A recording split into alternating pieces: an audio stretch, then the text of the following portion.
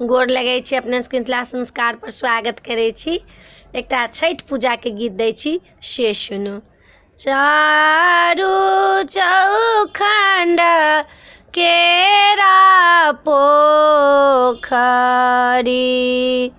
पोखर दूध सा भरल, पोखर दूध सा भरल।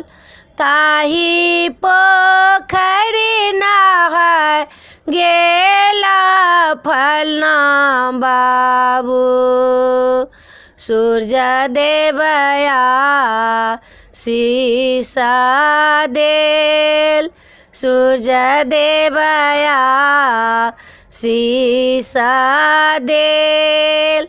आर्गा सूरुजा के हम देवनी,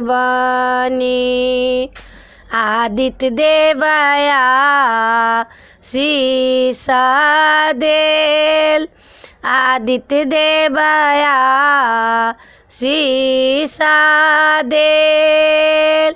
ठकुआ भूसा बाकेरा लाए, सूर्य देव के अर्घ्य देव, सूर्य देव के अर्घ्य देव। चारू चौखंड केरा पोखरी,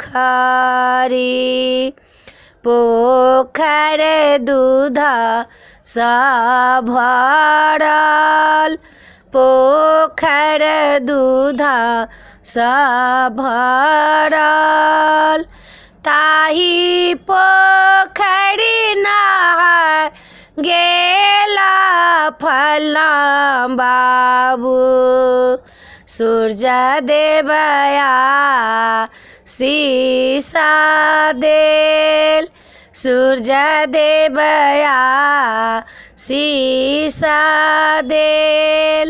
धोतिया पहिरा लेला फलना बाबू, सूर्य के देला आराग, सूर्य के देला आराग। आदित्य देव आशीष दिया, सब गुण से हो भरी जात, सब गुण से हो भरी जात। वीडियो में अच्छा ला अपने सबके गीत छठ पूजा के नीक लागत तो चैनल के सब्सक्राइब करो नहीं बिसरबे, जरूर सब्सक्राइब करबे, जरूर लाइक करबे। जय मिथिला, जय माता जी।